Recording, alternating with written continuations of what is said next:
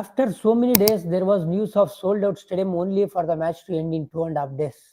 Also, RSA first win in 15 years in Indian soil. ಹೌದು, 2001 ಅಲ್ಲಿ ಒಂದು ಸೀರೀಸ್ನ ಗೆಲ್ತಾರೆ. 15 ವರ್ಷ ಆಗಿತ್ತು ಒಂದು ವಿಕ್ಟ್ರಿ ಬಂದು. ಬಟ್ ಈ ತೆಂಬ ಬೌಮ ಅವರ ನಾಯಕತ್ವದ ರೆಕಾರ್ಡ್ ನೀವು ನೋಡಿ, ಇದು 10th ವಿನ್ 11th ಮ್ಯಾಚ್ ಅಲ್ಲಿ. ಆ ಒಂದೇ ಒಂದು ಮ್ಯಾಚ್ ಸೋತಿಲ್ಲ, ಅವರು ಡ್ರಾ ಮಾಡ್ಕೊಂಡಿದ್ದಂದ್ರೆ ತಂಬ ಬೌಮ ಆಸ್ ಕ್ಯಾಪ್ಟನ್ ಸೋಲಿಲ್ಲದ ಸರದಾರ. ಆಮೇಲೆ ಇಡೀ ಹಿಸ್ಟ್ರಿಲೇ ಯಾರ್ದಿದೆ ಈ ತರ ಕ್ಯಾಪ್ಟನ್ಸಿ ರೆಕಾರ್ಡ್ ಅಂತ ನಾನು ಸ್ವಲ್ಪ ಕೆದಕ್ ನೋಡ್ಬೇಕು. ಯಾಕಂದ್ರೆ ಇವರು ಹಿಸ್ಟ್ರಿ ಬುಕ್ಸ್ ಅಲ್ಲಿ ಸೇರೋಂಗಿದೆ. ಸತತ 11 ಟೆಸ್ಟ್ ಪಂದ್ಯ ವಿತೌಟ್ ಎ ಲಾಸ್ ಅಂತಾರಾಷ್ಟ್ರೀಯ ಮಟ್ಟದಲ್ಲಿ. ಅದು ಏನೋ ಎಲ್ಲ ಮ್ಯಾಚು ಅವ್ರ ಮನೆ ಅಂಗಳದಲ್ಲಿ ಆಡಿ ಗೆದ್ಬಿಟ್ರು ಅಂತಾನೂ ಹೇಳಕ್ಕಾಗಲ್ಲ.